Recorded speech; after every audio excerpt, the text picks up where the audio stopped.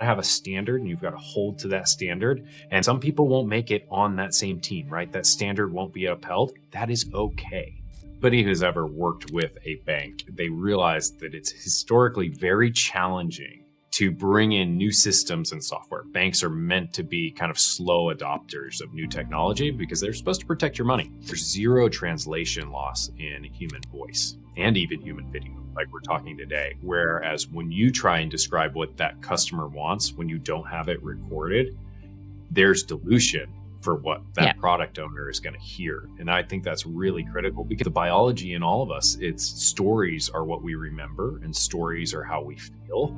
And so if they can feel the story from the client, it's more of a real story. Are you looking to get the most value from Salesforce? I highly recommend you check out the Salesforce Success Plans, which are designed to maximize ROI on your AI, data, and CRM investment. With 3 levels of success plans, standard, premier, and signature, you have access to the right expert guidance and support you need to achieve your business goals faster. To learn more, visit sfdc.co/sfsuccessplans. Hello, everyone. Welcome to Experts of Experience. I'm your host, Lauren Wood, and today I'm speaking with Riley Thomas, the SVP of Markets at Built Technologies, one of the leading providers of construction and real estate finance technology in the U.S. In his 5+ years at Built Technologies, Riley has worked to grow and expand Built's reach and offerings. So today we're going to get into how they have risen to the top and how Riley and his team are working to increase efficiency, collaboration, and business agility for the construction industry. Riley, thank you so much for joining us. Lauren, thanks for having me. Super excited to be here. So tell us a little bit, just to give everyone an overview of the work that you do at Built Technologies. Tell us a little bit about the work that you and your team do. Yeah, for sure. Well, it all starts with the team. And what we do here at Built is we essentially improve the flow of capital into the construction and real estate industries. So if you think about just looking around and all the things that are built around you, or the buildings in New York or the local subdivision that you may live, it requires money to do that. And what we help do and facilitate is the flow of money into those projects. And so we do it through software. And we connect everybody who works on the project in one single place so that they can operate off of, we come from Nashville, so we like to steal the phrase, the same sheet of music. I love that. And tell me a little bit about who your key customers are. Yeah, so Built started actually selling to banks. And so the reason why is because lenders, banks in particular, are the lifeblood of the construction industry. Almost 70% of the real estate market that tends to go towards construction is funded via banks. And so we have about 275 banks that are our clients. But since then, we've started to diversify our client structure a little bit. And now we actually sell to developers who build and own and manage buildings, and then also to contractors who work in those projects. And so we're kind of, if you will, connecting the puzzle pieces so that they can work off that same sheet of music. How would you say that Built Technologies is really setting themselves apart in terms of customer experience? Yeah, well, first, if anybody who's ever worked with a bank, they realize that it's historically very challenging to bring in new systems and software. Banks are meant to be kind of slow adopters of new technology because they're supposed to protect your money. But in doing so, what we've done is we're trying to modernize the bank, bring them on board and do that. So our clients are typically risk adverse and sometimes slow to make decisions. But when they do, we can kind of accelerate their growth. I can relate to this a lot. So I worked at Compass, the real estate tech platform, for about 5 years. I was an early employee there, and real estate is a super antiquated industry. And it's really cool to see new players coming in to really help to streamline a lot of the very challenging technical problems that just come up in real estate and make it easier for people to do what we need to do. So I'd love to hear a little bit about how you've kind of approached this antiquated industry and work to modernize it. Yeah, I think if you look at there's real estate and then there's construction, and construction is even more antiquated than real estate. So I think there was a McKinsey study done years ago that construction is like the second most least digitized industry and only second to agriculture, so farming. And so if you look at real estate, I think the reason they've been able to stay in the Stone Age, I'm going to use that as the term, is simply because it was acceptable. And that's just kind of the way it was. If an analyst had been trained in a firm or a bank to do it this way forever, they just passed that along. And over time, what was really kind of a catalyst in the last couple of years, we had some early traction pre-COVID. But when COVID hit, these real estate folks who had worked out of an office every single day woke up one day and said, oh, I can't go to the office. And I think that was a little bit of a shocker because the whole firm had to change and act a little differently. And you had these young analysts who were like, why can't we use the cloud? Why can't we use software? Why can't we use these things? So, you got to be better to be lucky than good. And I do think COVID was a benefit to build and waking people up on what's needed. How have you gone about driving adoption? Because there's one thing to create the solution. It's another to have those folks who are maybe still in the Stone Age or used to the Stone Age to actually think about something different. That's tough. And it's a battle every day. What I would say is if you want to eat an elephant, you do it one bite at a time. And what we've really tried to do is focus on the innovators within a company or a firm, the kind of the up and comers who are going to be maybe the next managing director or bank executive, and allow them to see our tool as a tool to both improve their team's experience, but also the client experience. And by getting them to kind of be our bird dogs or those who go first, we can change the way people work. And, it's really hard to change, especially somebody who's been doing something for 30, 40 years.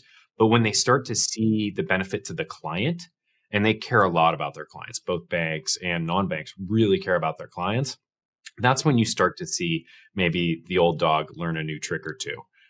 They still love Excel though, and I don't think that's going to go away in my lifetime, but we'll try. Yeah, well, we'll see what AI does about that. I mean, on the topic, how have you guys been incorporating AI into your technology? Yeah, so that's a really good question. We actually had a hack week like a month and a half ago, and I started to see some of the cool things that we were thinking about, but I'll just give you a simple example. We basically ingest a lot of construction inspection photos. So think if you walked out to a job site, you took a picture of that kind of the job site or the concrete or the foundation. Well, a banker typically has to look through that library of kind of what I would call photos and then say, oh, this is a foundation photo. I need to tie it to a foundation line item. So we started to use some machine learning to recognize what was in the photos and then link it to the budget line item. So that banker doesn't have to do that anymore. I think there's going to be so many use cases where you can use machine learning, which eventually becomes artificial intelligence, to really drive efficiencies. And that was just a fun one that I really liked. 100%. I mean, there's so much opportunity to be driving those efficiencies. And I can only imagine how much time it takes to go through all those photos and tie them to line items manually. So I'm curious to know, as you've been building this business and the different service offerings, how do you kind of tap into what it is that the customer is wanting and then apply it to what it is that you're actually building? I'd love to just learn a little bit about what your process is there, as well as maybe some examples of customer insights that have driven product developments. Loaded question. Let me maybe start where I think most important, though. It starts in the sales process. And it starts really early in the sales process of realizing that not every client is a fit for your solution. And you really want to be hyper-focused on the clients that are going to understand, drive, and of course, be willing to change and adopt your solution. So a lot of the times, we will go through what I call a gap analysis, where we'll look at the current state, and then we'll compare it to a future state. And what we do in that gap analysis is we understand the way they work today. And then when we bring them on board to build, we can slowly start to change that. And what I mean by that is we will ask people to do things that are uncomfortable. We'll say, hey, you've been doing this for 10 years this way. We're going to ask you to change it. But what we're going to do is, because we measured your baseline when we were in the sales process, we're going to compare it against the new paradigm. And then we're going to show you the value. And I think that value realization is so important because you can take that and you can move that up the chain to the executives and say, this is why you made this decision. And yes, there is some reluctance from your team and your staff to change, but let me remind you again why you made it. And that's been really effective for us, for sure. And then it gives you something to kind of continuously come back to as you continue on that relationship.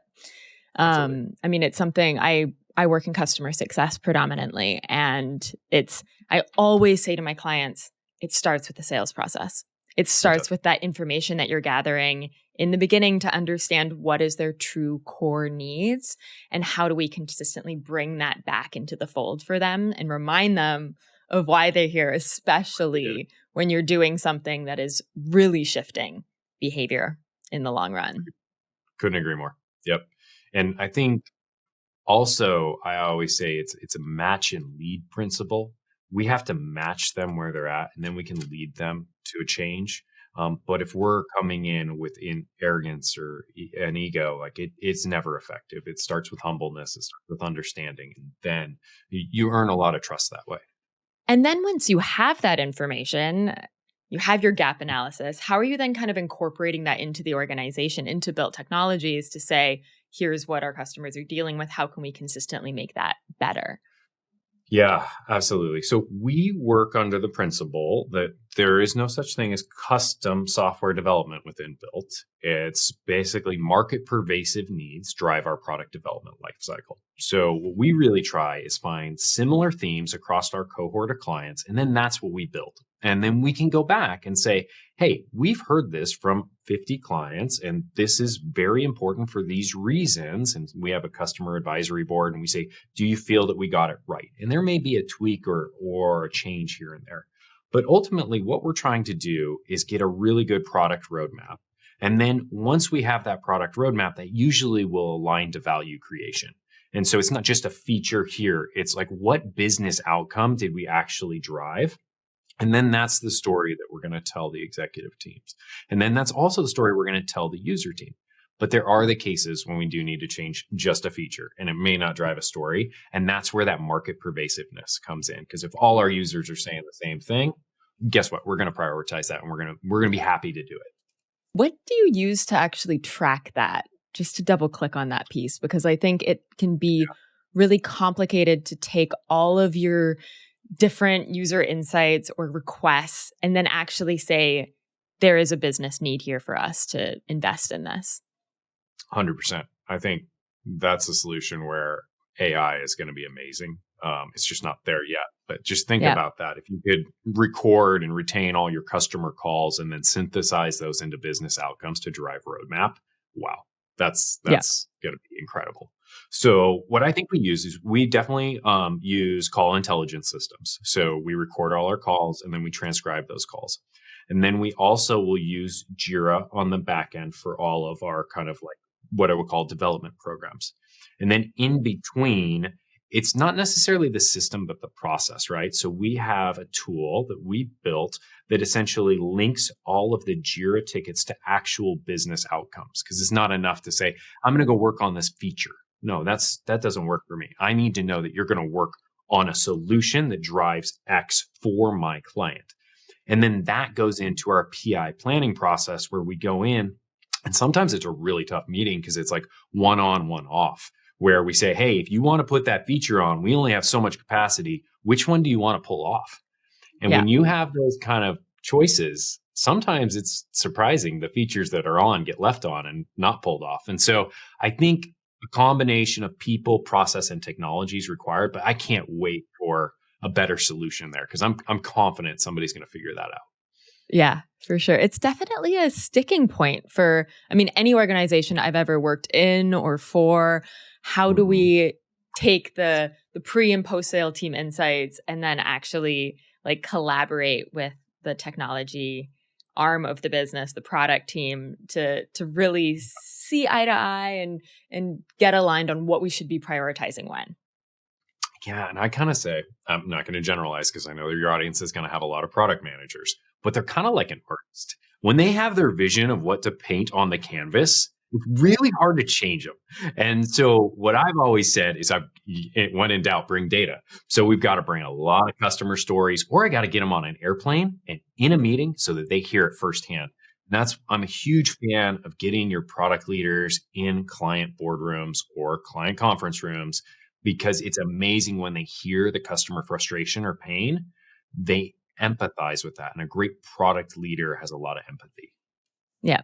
I could not agree with you more. And I think that what I really want to underscore in what you're saying is it's not only the data. The data is very helpful, and being data driven is, the basics here, right? Sure. It's to say, okay, well, what is the data telling us? But when we can actually tell the stories and those real human stories and connect at a human level with our customer, then we can really understand like what the problem is and how we're going to innovatively solve it.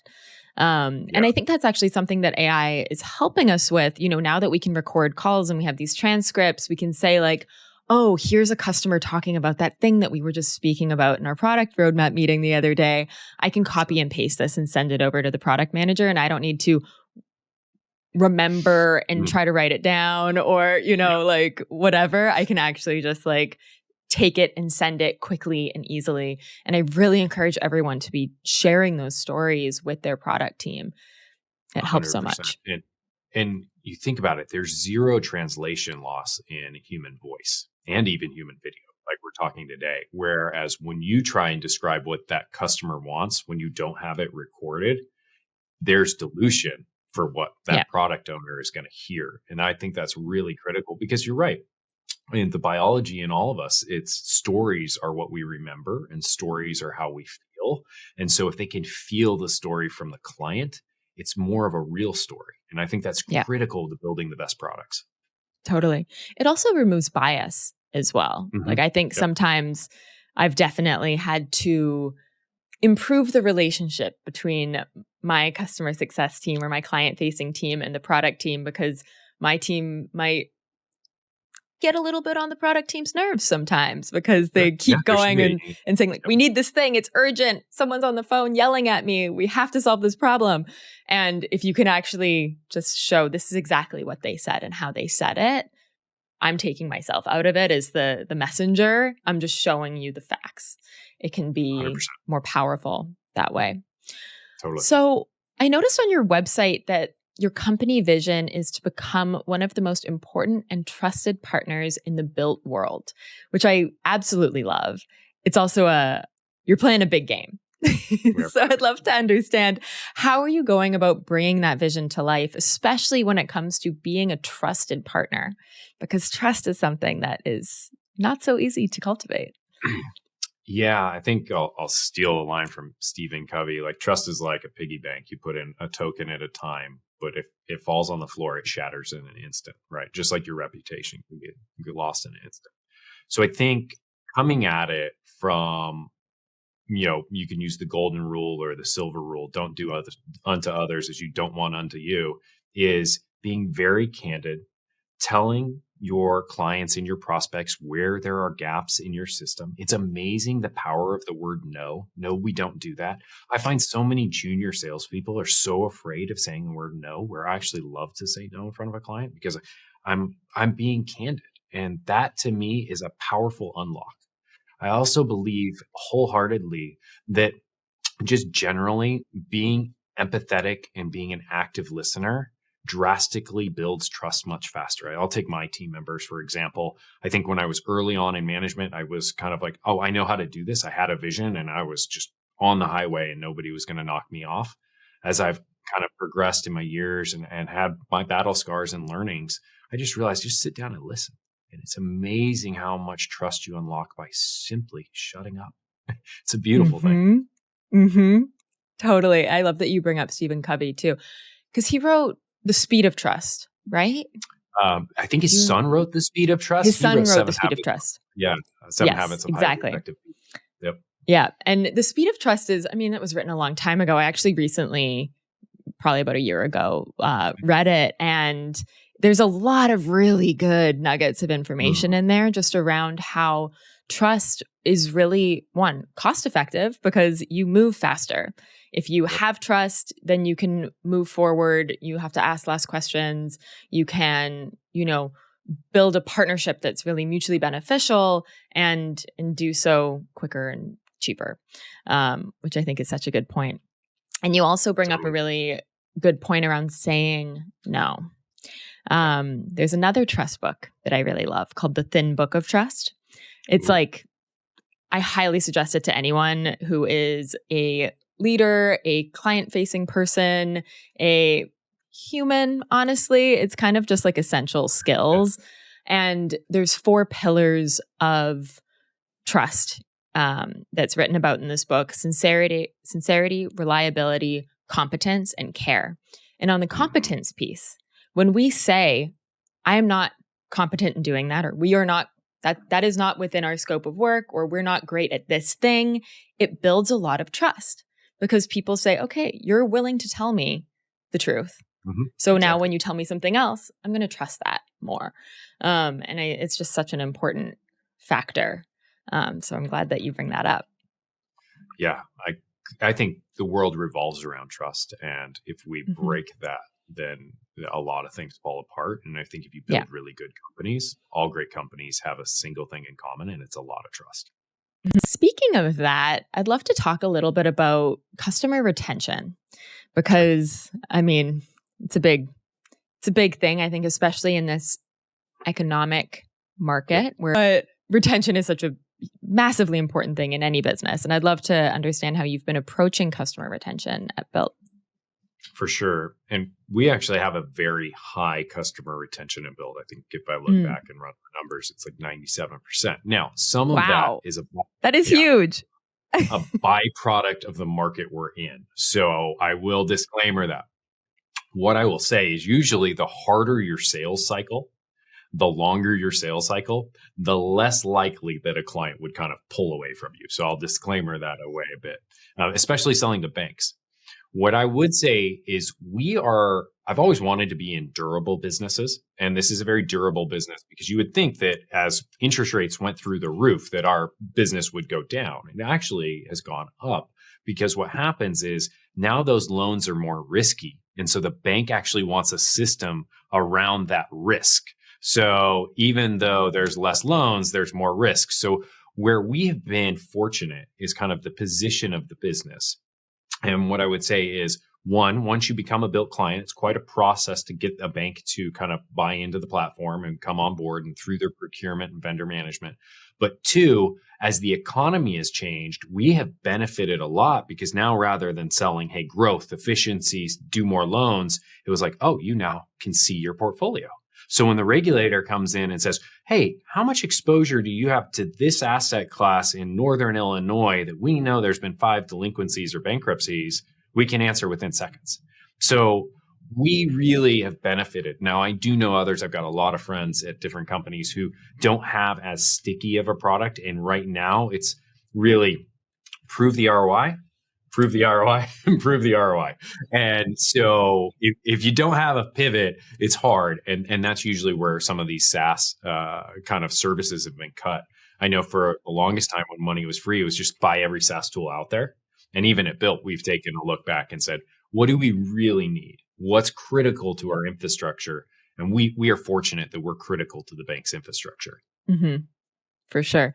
So, the type of business that you're operating has a huge contribution to your customer retention, but I'm sure there's other things that you're doing as well that is contributing to that. And so I'd love to understand, within your control and your team's control, what are some of the things that you do to really ensure that you are still showing that ROI and people aren't just feeling frustrated that they're stuck with you?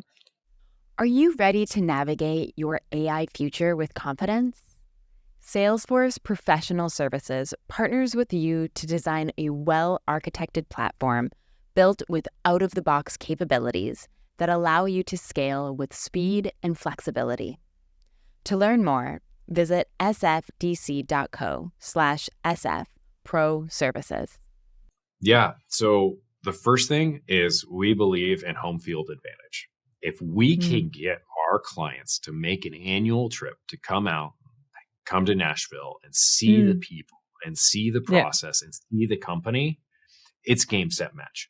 They will love, one, we put up a really good experience, a tailored experience, and everybody loves to come to Nashville. But two, they get to meet the CSMs. They get to meet the leadership. They get to see into some of the roadmap that we normally wouldn't release. So we really like home field advantage for our existing clients. That's not always possible with everybody.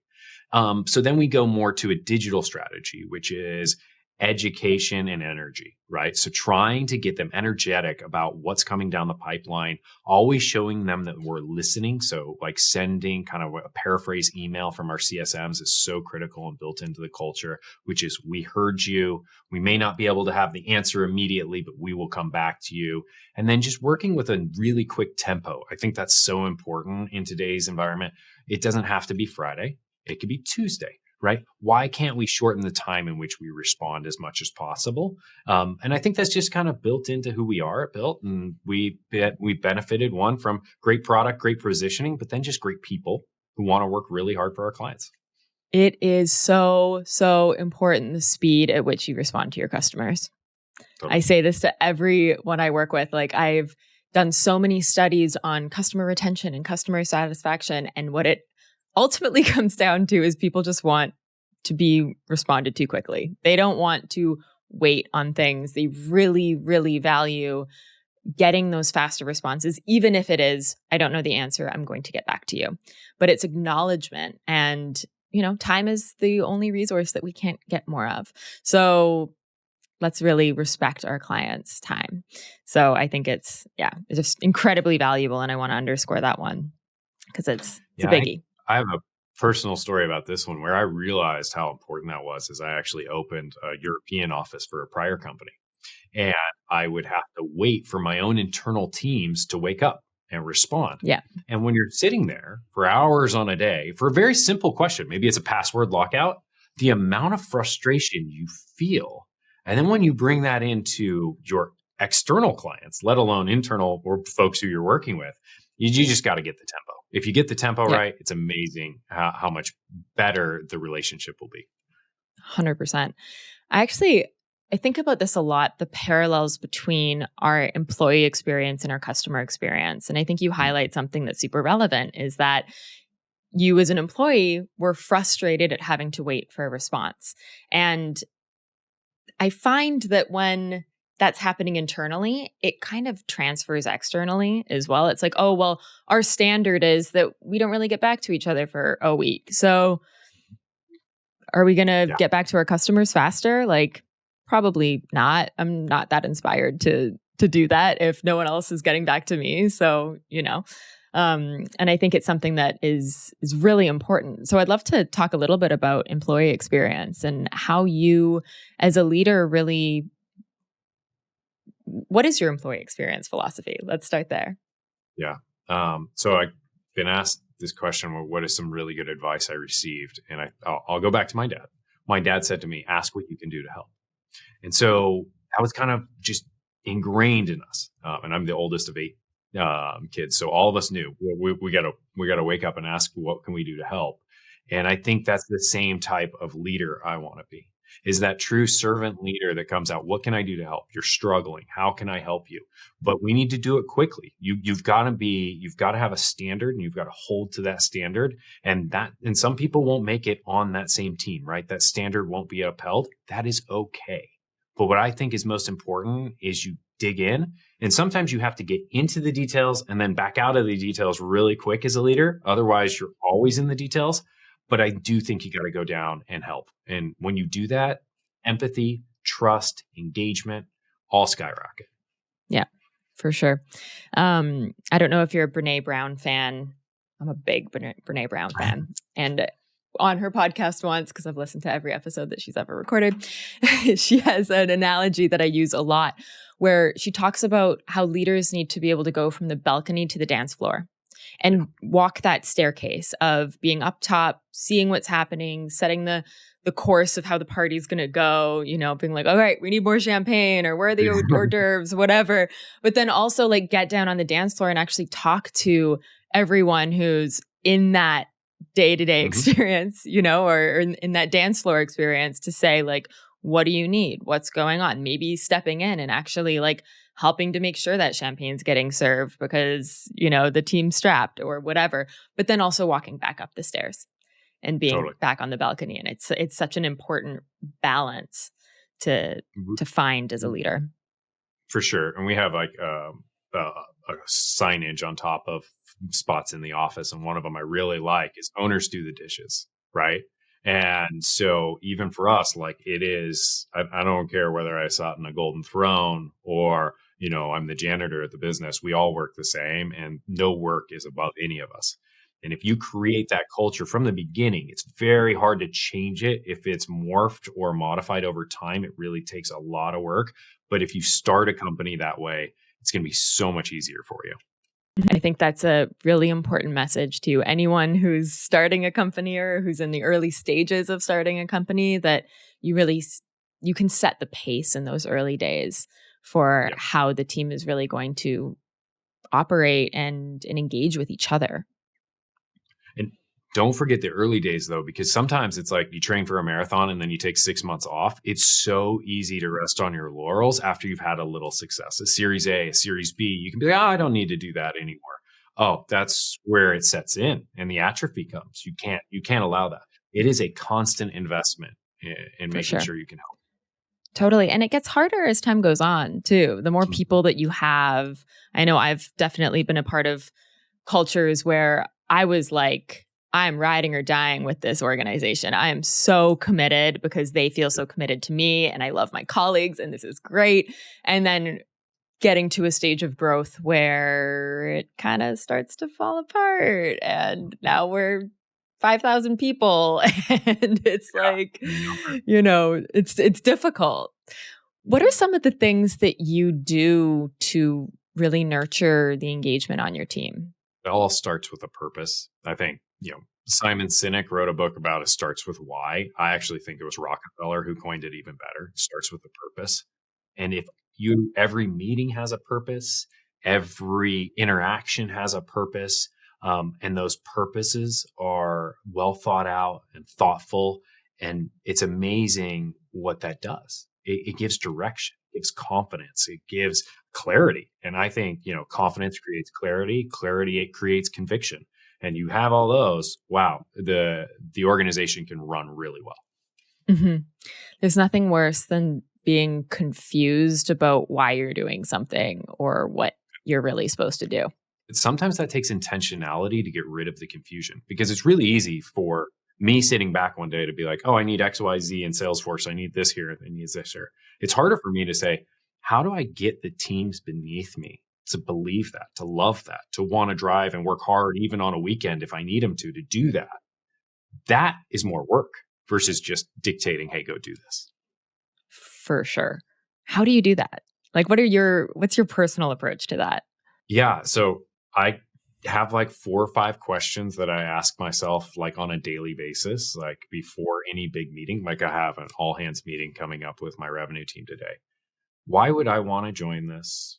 Why would this be impactful for me? What should I take away from this? And I try going back to that first principle I said, which is match and lead. I try and put myself into the junior AE who's 4 months into their ramping stage at Built. And if I can answer those questions with conviction, then I know the meeting's going to drive a lot more value. But if it's constantly in my frame of mind versus theirs, I think you get a diminishing law of returns. I just don't think meetings are as valuable or as impactful, and it's a waste of time for everybody.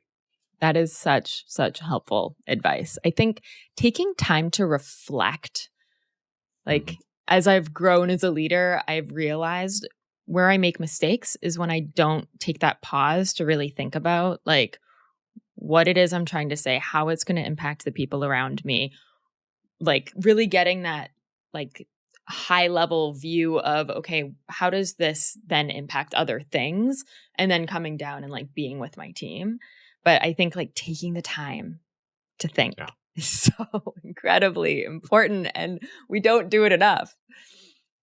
And it's one of those things, like maybe it's not even just general thinking, but you look at like meditation or a long walk in the park. Like if you don't make that space for yourself as a leader to really process however you want to process, then I think you're doing yourself a disservice. I get really frustrated when I look like a dentist, meaning every 15 minutes I have a new patient. That doesn't work well for me. My team knows this. And I'm like, I got to have a break to just process, because otherwise I become sloppy. And when I become sloppy, it hurts other people. And so I think it goes back to intentionality. Be intentional about what you're doing. And if you need that as a leader to break out some of that intentionality in the form of a reset, then put it on the calendar. It's okay. Yeah. It's literally in the best interest of your team and your customers for you to take that time. For sure. Like, you are doing them a disservice by accepting every single meeting that goes on your calendar and not giving 100%. yourself that time and space. Yeah. I say this to the leaders I work with all the time because I think, I don't know, especially right now, I feel like there's a lot of people who are stressed. There's a lot of pressure on growth metrics, and we have smaller teams than we used to, and just every decision is feeling heavier. And I'm seeing a lot of people around me, a lot of my clients, like hitting that early, or maybe they're fully in it, of like that burnout phase. And you have to take the time for yourself in that space to like recalibrate so that you're not messy, so that you're able to speak with intentionality. Everything that you're saying is, just so incredibly true. And I think it's also just general positivity. No, and I struggle with this too, because I have kind of a science-oriented brain. So it's like, I can think of all the reasons why we can't do it versus all the reasons why we could do it. And then just that, to me, is my reset time of being like, I mean, how hard can it be? Like, that's my big question these days. I'm like, okay, well, team's down 20%. We got a bigger number than last year. How hard can it be? But that simple flip really helps me. I'm like, we'll figure it out. Like, and I think that is like one of those things where you've got to get in that positive frame of mind, because, history, basically the brave and the bold are what history favors. So that's kind of hard to do. It's easier said than done. Let's put it that way. For sure. We need to set that example for our team, though, also, especially when things are hard. It's like, positivity is the only thing that's going to get us out of this. If it's like doom and gloom, if we're like working really hard on something and we're just like stuck on how hard it is, it's going to be a much longer and difficult road than if we are looking on the bright side of things. And it's really, for the leaders to set that example. I do think there's a balance, though, because if you go super positive without being realistic, you kind of stretch it.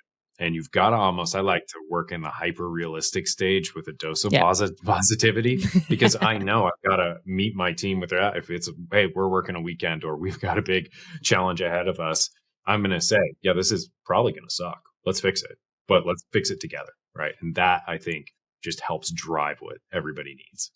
Yeah, we still need to acknowledge reality. 100%.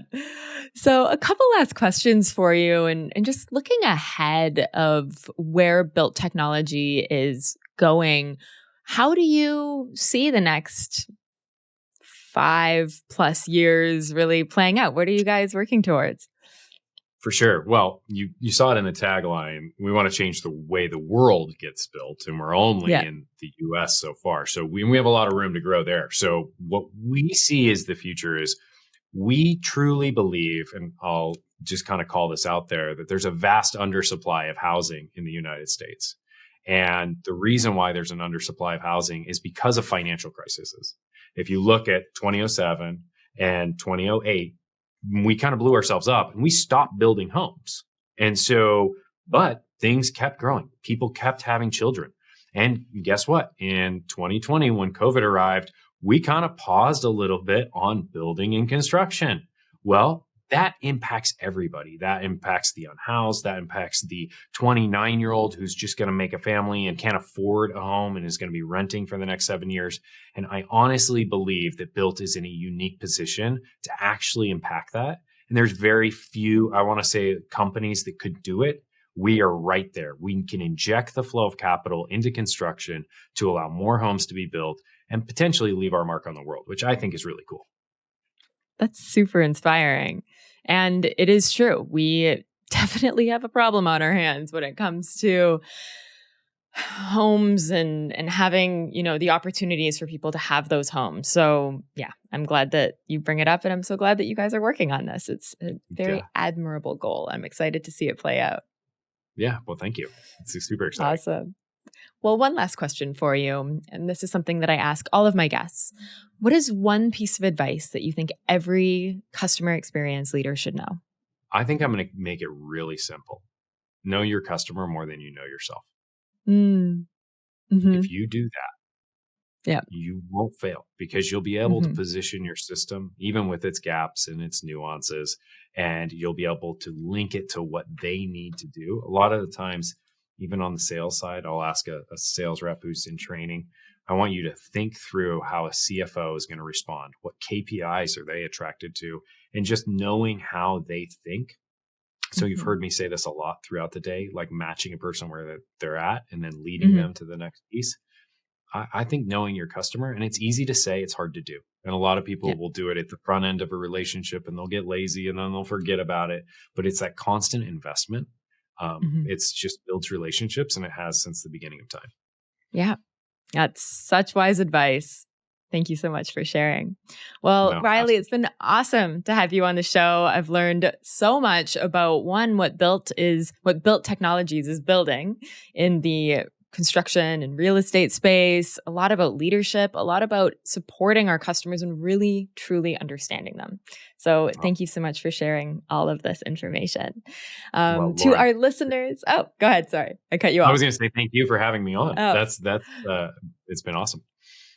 Awesome. Thank you so much. Well, to our listeners, if you enjoyed this episode, please subscribe or like us wherever you listen to your podcast. And also, if you have anything or anyone that you would really like us to speak to, I just wanted to call this out that you can reach out to me on LinkedIn. My name is Lauren Wood. Please send me a DM and tell me what you would like to hear more about on this show, and we'll work it into our schedule. So thank you so much, everyone, and I hope you have a beautiful day. This episode is brought to you by Salesforce Success Plans. With the right success plan, every company can get more value from their Salesforce investment. To learn more, visit sfdc.co/sfsuccessplans.